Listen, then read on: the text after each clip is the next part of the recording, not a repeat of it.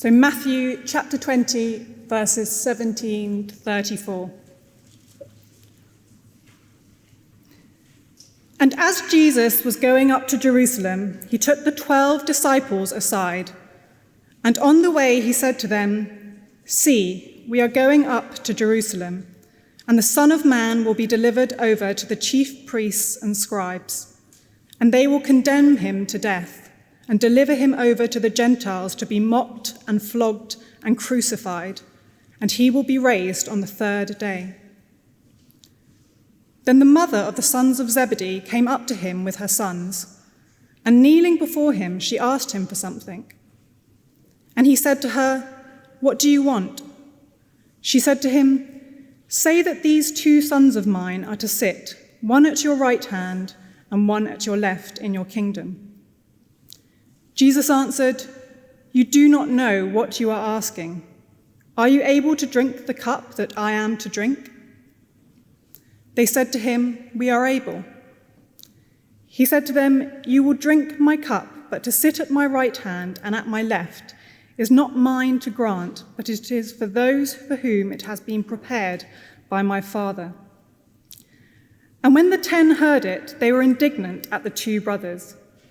But Jesus called them to him and said, "You know that the rulers of the Gentiles lord it over them, and their great ones exercise authority over them. It shall not be so among you. But whoever would be great among you must be your servant, and whoever would be first among you must be your slave. Even as the Son of Man came not to be served, but to serve, and to give his life as a ransom for many." And as they went out of Jericho, a great crowd followed him. And behold, there were 2 blind men sitting by the roadside. And when they heard that Jesus was passing by, they cried out, "Lord, have mercy on us, Son of David." The crowd rebuked them, telling them to be silent, but they cried out all the more, "Lord, have mercy on us, Son of David." And stopping, Jesus called them and said, "What do you want me to do for you?" They said to him, "Lord, let our eyes be opened." And Jesus, in pity, touched their eyes, and immediately they recovered their sight and followed him. There is one lecture at university I will never forget. Very unusually for theology, the lecture hall was jam-packed. All the seats were taken. People were sitting on the windowsills, standing in the aisles, and even going out the door. It was the beginning of a last series of lectures given by a New Testament professor before he retired, and it was on Matthew's Gospel. And he began his lecture like this: "I hate Matthew." He went on to describe Jesus as a powerful, fearsome, domineering figure. And remarkably, he said that the disciples hated Jesus. And on the last sentence of Matthew's Gospel, his comment was this: "When the disciples heard Jesus say, 'I will be with you always to the end of the age,' it is the worst news they've ever heard." Well, I hope this evening that we will be able to make our own assessment about Jesus and how he treats his disciples, and what sort of example he sets for those who follow him. So far in Matthew's Gospel, the disciples have come to see that Jesus is God's King. And last week, we saw them receive this great promise. In chapter 19, verse 28, Jesus said, "Truly, I say to you, when the Son of Man will sit on his glorious throne, you who have followed me will also sit on the 12 thrones, judging the tribes of Israel." Now, that is a pretty serious promise, having eternal thrones next to God's King in his future kingdom. Well, even though this is where the disciples were heading, they had not fully understood what it means to be a disciple in God's kingdom. And the first thing we see in our passage is defective discipleship. And I think it poses a challenge to our own discipleship, our own following of Jesus, that we need to keep regular checks on. So our first point, defective discipleship, and that's in verses 17 to 24. And our verses in verse 17 starts perhaps a few days after that promise Jesus made. In verse 17 we read, "And as Jesus was going up to Jerusalem." Now this is the moment the disciples had been waiting for. God's great king is advancing to God's great city. And the disciples' Instagram stories would be full of emotional videos of themselves walking along the road to Jerusalem, turning the camera towards Jesus to show who they're following, and turning it back to themselves and saying something like, "Oh my goodness, I can't believe it. This is really going to happen. I'm going to get my throne." They thought they were going to be like Alexander the Great's generals of 300 years before. Alexander conquered most of the known world, and he appointed his generals as rulers and satraps over his vast empire, from Athens to India. But Jesus is God's king, the great Son of Man figure, whose rule would make Alexander look like a minion. Alexander managed a semi-global empire, which barely lasted a decade. But the Son of Man was going to have a truly universal and truly eternal rule. The book of Daniel puts it like this: "And to him was given dominion and glory and a kingdom, that all peoples, nations, and languages should serve him. His dominion is an everlasting dominion, which shall not pass away, and his kingdom one that shall never be destroyed." Can you imagine the anticipation with me as they contemplated what they thought was about to happen? Now, in one sense, that understanding was right, but it was only partial. Jesus did not first come as a military conqueror, but as a suffering servant. Halfway through verse 17, we read this. "Jesus took the 12 disciples aside, and on the way he said to them, 'See, we are going up to Jerusalem, and the Son of Man will be delivered over to the chief priests and scribes, and they will condemn him to death and deliver him over to the Gentiles to be mocked and flogged and crucified, and he will be raised on the third day.'" Now, this is a momentous statement for the disciples. The future king of the universe was to be treated like a criminal. How should have they responded, do you think? Well, probably not as they did.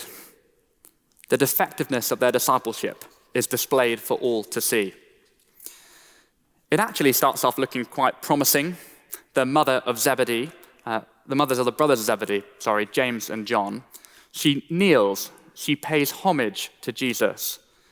And her question itself recognizes that he is God's king.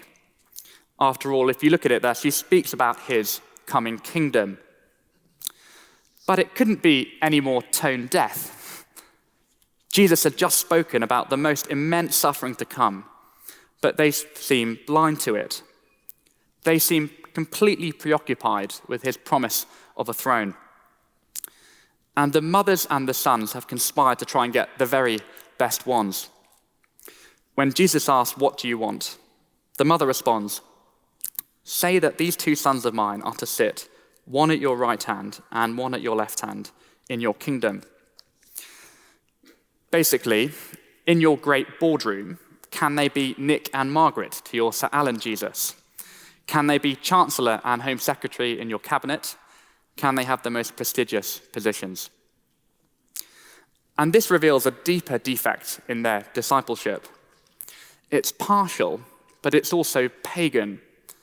They want what the godless Gentile world want: power to lord it over people, authority to exercise, the parking space, the corner office, and the chairmanship in God's kingdom. They want the most powerful and the best positions to lord it over their fellow saints. They want heaven to be like earth, but they want to be on top. And I wonder if their discipleship is defective because they're thinking about heaven in those terms. Maybe we sometimes think of heaven as some sort of hedonistic paradise in a worldly sense. Perhaps we can fall into the Islamic-style view of heaven, being served on hand and foot by our servants in our lands, indulging in pleasures we were so good to deny ourselves in this life. Well, if we're thinking anything like that, we might need to recalibrate our view of heaven. It's defective. Yes, the disciples will have thrones in God's kingdom, but their reign will look very different to the world's. And Jesus starts to expose their partial and pagan defects in his response to the questions in verse 22. Jesus says, "You do not know what you are asking." There will be no great status without great suffering. Now, if you've read Matthew before, what does the phrase, "one on your right and one on your left," remind you of? It sounds pretty ominous, doesn't it? As it is the same phrase used of the robbers who were crucified alongside Jesus in chapter 27, verse 38. One on his right and one on his left. And they say they are able to drink the cup of suffering. Perhaps they think they're going to take part in some sort of glorious battle in Jerusalem to establish Jesus' reign. But when Jesus says, "You will drink my cup," they probably didn't have in mind what was actually going to happen to them. In Acts 12, only a few years later, we see James martyred by Herod. And in Revelation, we see John imprisoned and exiled in his old age. But even so, Jesus says, "To sit at my right hand and my left is not mine to grant, but is for those for whom it has been prepared by my Father." And verse 24 reveals that the other disciples had the same self-serving attitude as the sons of Zebedee. Verse 24. "And when the 10 heard it, they were indignant at the two brothers." They were as angry to the brothers as Prince Charles was angry to Diana, or as he was depicted in The Crown. Probably, at least slightly unfairly, Charles is shown to have a petulant rage at Diana for taking the limelight in what was meant to be his moment. And the 10 were just as angry with James and John for trying to get the upper hand here, for having their moment. But their argument in verse 24 also demonstrates that defective discipleship is divisive. It puts disciples at odds with one another. It creates jostling and rivalry and competition. This is the sort of pagan posturing, trying to get the upper hand, trying to get the glory, that we're used to seeing all the time. Whether it's which UK leader can be seen to be dealing best with coronavirus, or in the Republican Party meltdown in the States, with infighting about which direction the party should go in next. And it's particularly ugly in Christian circles, isn't it? A few years ago, I asked a senior Christian leader who runs one of the largest church planting organizations in the UK what he found most difficult about Christian ministry and his role. And he said it was dealing with arrogant 40-year-old men. Men who thought they deserved a better position or more prominence or more public speaking. And it was toxic to what he was trying to do in reaching out with the gospel. But it's also a challenge to us, isn't it? When we are serving, are we always looking over our shoulder to see if someone's watching? Do we need to be noticed? Has our discipleship diminished in lockdown because there are less people to see it? Or do we catch ourselves keeping some sort of internal Christian rivalry with our peers? They're leading this and I'm not. They've been asked to do this and I haven't. This sort of thing stinks of self-importance, the sort of attitude which runs completely counter to Jesus' kingdom, and it leads to bitterness and tension. It's defective discipleship. And when Jesus hears their bickering in verse 24, he comes to correct them and show them what devoted disciples should look like in verses 25 to 28. That's our second point, devoted discipleship, verses 25 to 28. And in verse 25, presumably realizing what's going on, Jesus sort of calls a time out, and he gathers his team together. And in verses 25 to 28, he explicitly re-educates them and gives them a team talk about what leadership and greatness will look like in his kingdom. Verse 25. But Jesus called them to him and said, "You know the rulers of the Gentiles lord it over them, and their great ones exercise authority over them." You know how it works in the world with these big corporations, the way the top floor CEO is treated compared to the cleaner in the basement. Or in society, how the A&E doctor or the surgeon is viewed compared to the McDonald's worker. Or how often the senior partner treats the junior intern. Well, verse 26, "It shall not be so among you," says Jesus. "Rather, whoever would be great among you must be your servant, and whoever would be first among you must be your slave." I think if this is familiar passage to us or familiar part of the Bible to us, we can brush over the remarkably strong language here. Jesus calls us to be servants, to be slaves of one another. Is that how you think of yourself when you turn up to RML? Looking to be serving like a slave to those in your group? What do you think it would look like if you embodied that attitude? If your whole group did? If your whole evening did? Just think for yourself for a moment. What would it look like to see yourself as a slave of your group? What would it change? Before studies, during studies, after studies, during the week, on a Sunday? Paint a mental picture just for a minute.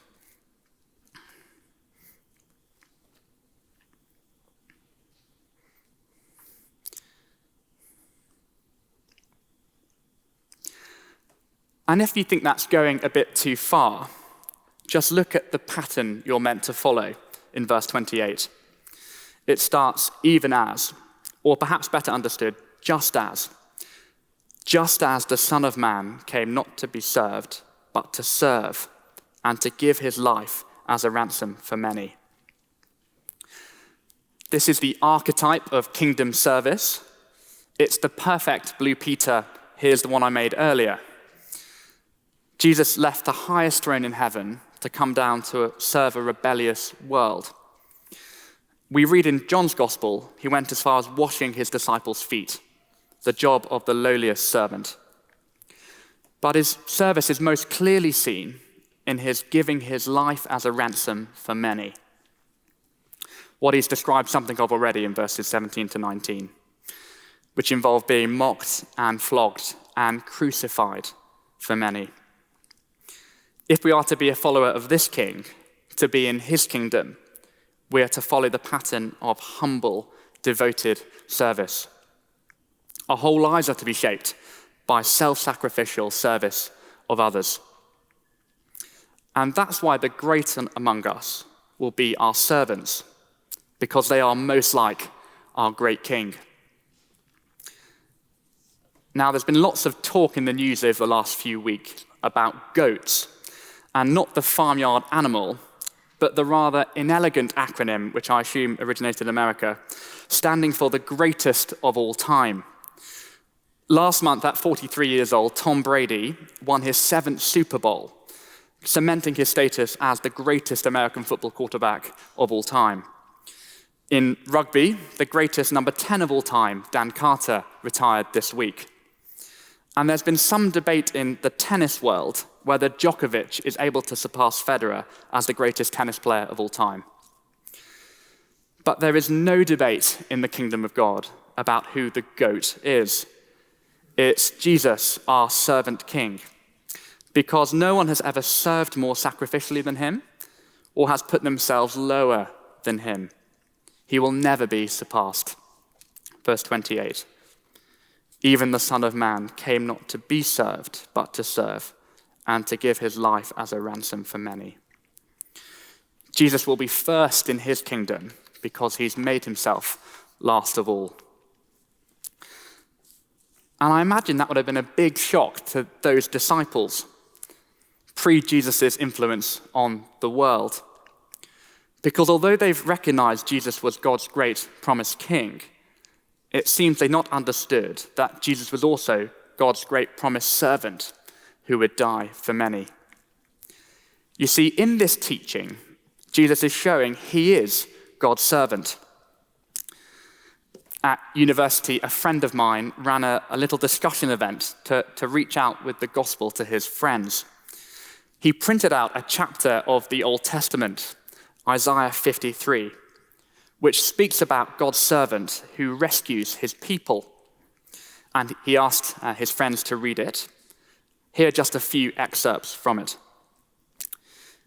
It says, "He was despised and rejected by men, a man of sorrows, acquainted with much grief.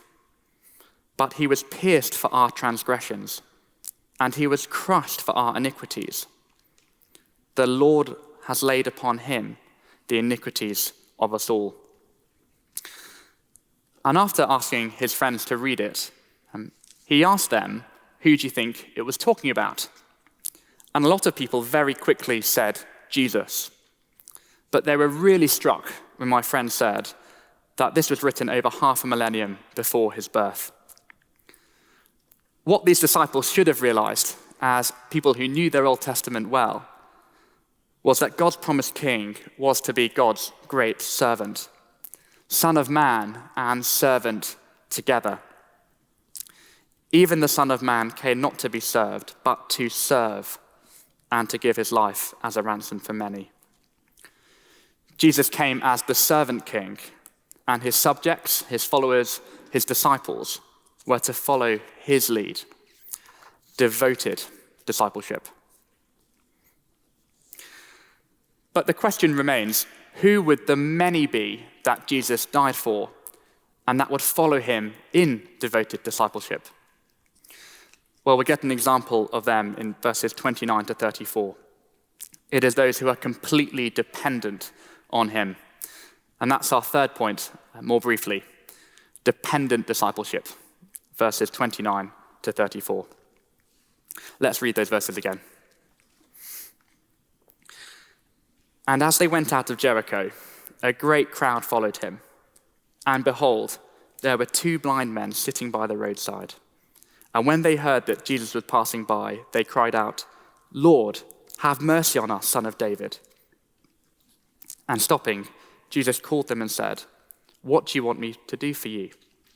They said to him, 'Lord, let our eyes be opened.' And Jesus, in pity, touched their eyes, and immediately they recovered their sight and followed him." Here is the model response to the servant king, not asking for glory, but for mercy. And once he has served you, to follow him. The way Matthew has placed this material here is very deliberate. It communicates that to truly understand that Jesus came to serve and to grasp what that means for you, you need a miracle.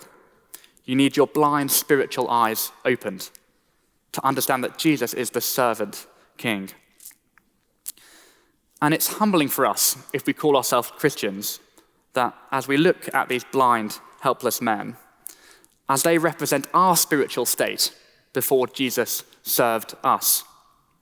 We were trapped and blind in a world of sin before the Son of Man came.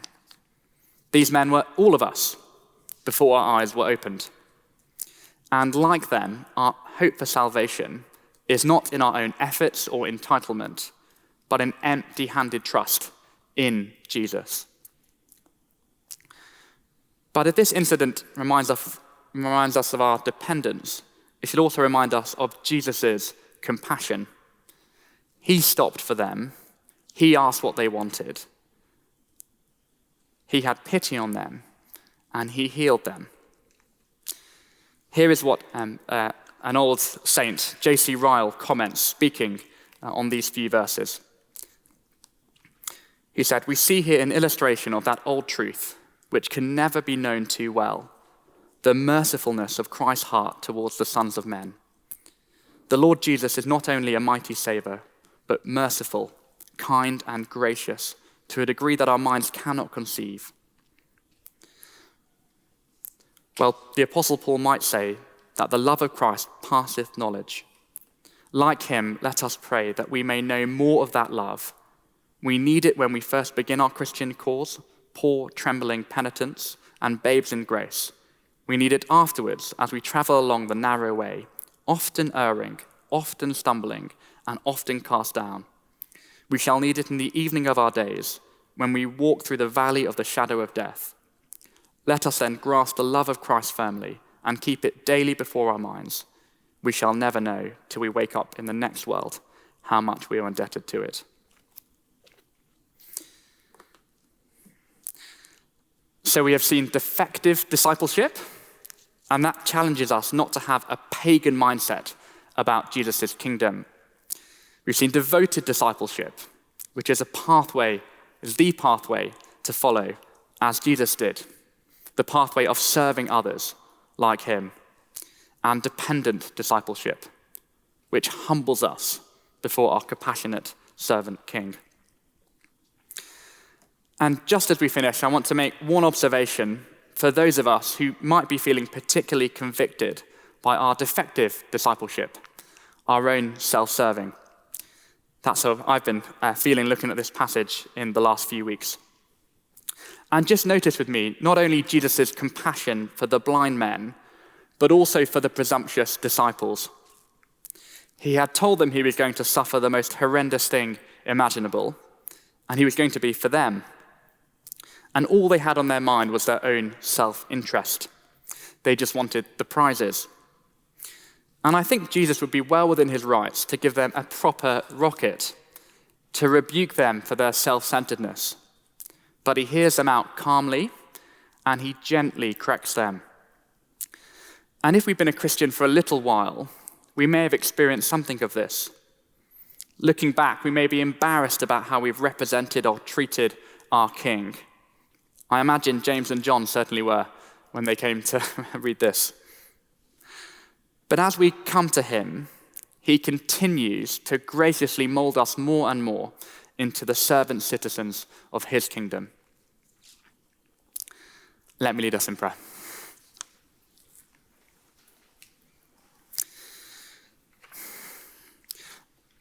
Our Father, thank you for sending the Lord Jesus to serve us and to give his life for us and for many.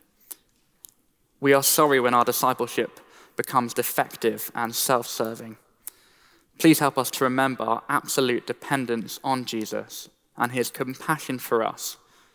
And please help us more and more to reflect his pattern of service in our lives.